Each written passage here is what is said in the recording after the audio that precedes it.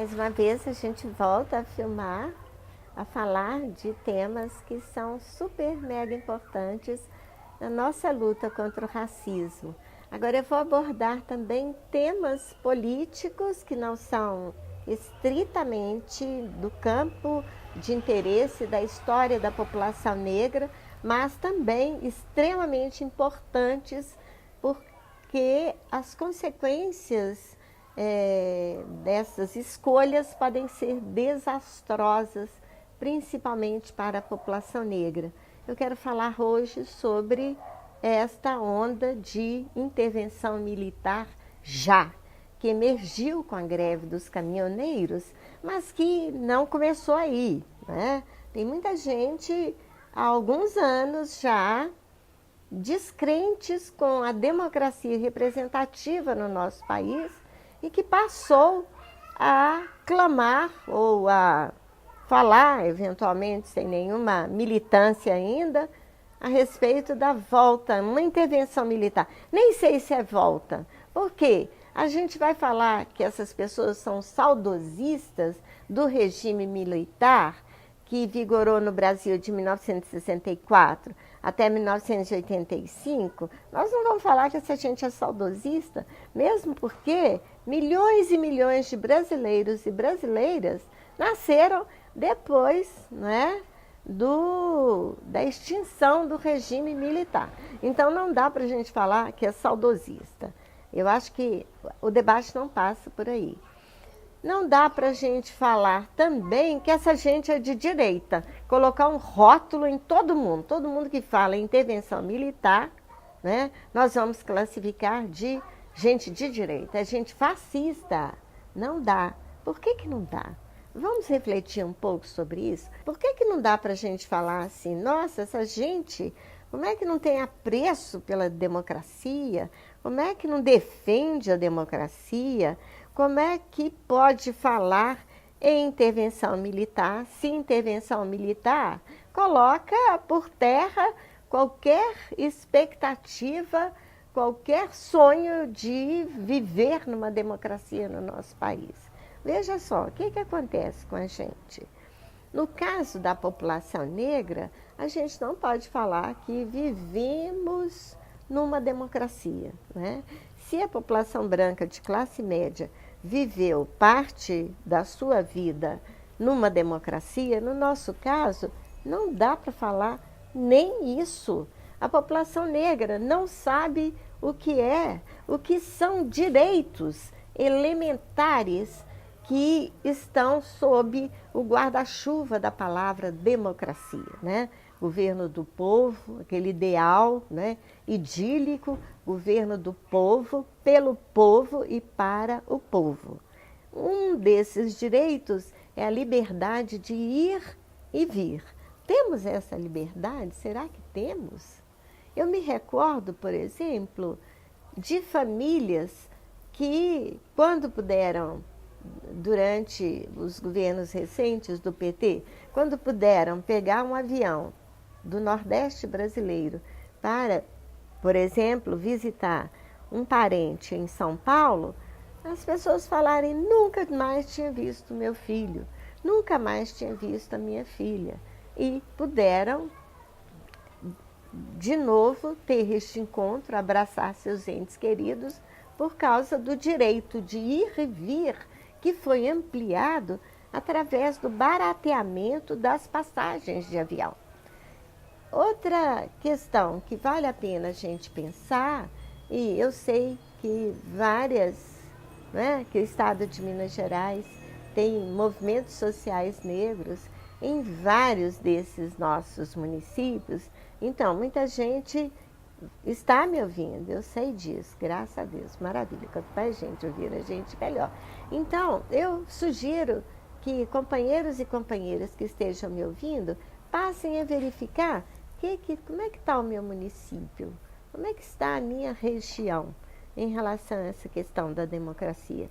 Quais são os direitos? Será que na minha região, no meu município, a população negra usufrui dos direitos, não é, que fazem parte do ideário democrático, né? As liberdades civis, as liberdades sociais, culturais. Culturais, então, nem se fala. Porque um direito elementar, que é o direito de ir e vir, nos foi negado.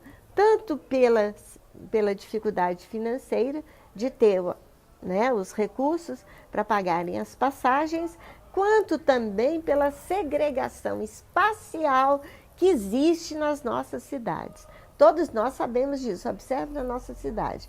Tem os bairros onde predominantemente moram os brancos, os bairros onde predominantemente moram os negros. Não venha me dizer que a questão é social, que a questão é de classe.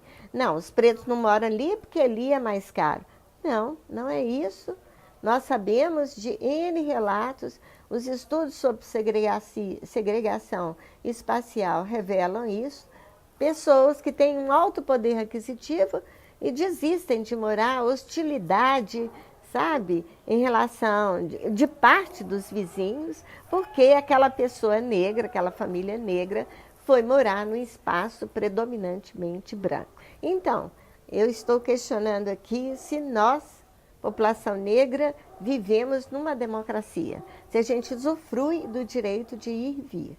O outro direito, que é intrínseco a qualquer ideário democrático, né, é o de liberdade religiosa, ou de crença, ou de fé. A liberdade que eu tenho, porque não tem nada mais íntimo, mais inerente à dignidade da pessoa humana, que a liberdade religiosa. E nós estamos vendo aí, de forma recorrente, a violência que se abate contra os templos, as festas, os cultos das religiões de matriz africana. É uma loucura o fenômeno do fundamentalismo, sobretudo do fundamentalismo pentecostal, tem surgido de uma forma acirrada e por cima deste fenômeno, né, ou por baixo dele, você tem os estragos que são feitos nos templos, não é? E com agressão física, inclusive, sobre o povo de santo. Então, a pergunta que eu faço, voltando à questão da democracia, é se o povo negro, e a gente poderia elencar aí vários outros direitos sociais, políticos e culturais, se o povo negro tem uma experiência de democracia, sabe? Se o povo negro tem aquela ideia de que, nossa, eu vou perder muito se uma intervenção militar acontecer, porque a gente já está mal. O que eu quero dizer? Intervenção militar no nosso país, um país marcadamente racista, não tenham dúvida, vai ser muito, mas muito pior, exatamente para a população negra. E tem gente que está sonhando com a promessa de um determinado candidato à presidência da República de liberar armas de fogo. Todo mundo que quiser ter uma arma de fogo vai poder ter numa boa. Não tenham dúvida, o vizinho com arma de fogo, o colega de serviço com arma de fogo, alguém na rua, transitando pela rua, alguém num carro com arma de fogo, se sofrer qualquer risco, se sofrer qualquer ameaça ao bem material, à sua integridade física, vai acusar aquela pessoa negra que estiver passando por ali. E aí vai receber um balaço, vai ser assassinado por causa de um equívoco, por exemplo, que em geral é equívoco, né? Você não tem certeza se foi exatamente aquela pessoa que roubou o seu celular, mas por um azar, tinha um negro passando na hora, eu estou armada, eu posso dar um tiro naquela pessoa. Ou seja, nós estaremos voltando à barbárie. Não tenhamos dúvida, é altamente compreensível que as pessoas que estão muito descrentes com as políticas partidárias, com a política eleitoral, a política representativa, Essas pessoas têm total razão. Eu também. Eu não tenho crença nesta democracia representativa que a gente tem. Mesmo porque nós estamos vivendo uma fase de golpe. As instituições foram golpeadas com o impeachment da presidente Dilma. Mas, veja só, se a gente reivindicar, nós negros reivindicarmos intervenção militar, nós estaremos dando um tiro no próprio pé, nós estaremos abrindo fosso de uma profunda desigualdade, aumentando a desigualdade racial no Brasil e aumentando os índices de genocídio da população negra, porque os militares não vão fazer justiça em relação ao nosso povo, né? Durante a ditadura militar, por exemplo, em 1970, não há o quesito cor no censo de 1970, durante a ditadura militar, sem chance. E questão racial, racismo, eram dos assuntos censurados durante a ditadura militar. Não se podia falar sobre isso. No meu ponto de vista, quem interessa, né, os segmentos que interessam, os setores que interessam, inviabilizar a democracia, são setores inimigos do povo, não tenham dúvida, sabe? Ou é democracia, ou a gente estará no caos. Ou é democracia, ou a gente inviabiliza a nossa construção enquanto sociedade minimamente civilizada, minimamente justa e fraterna.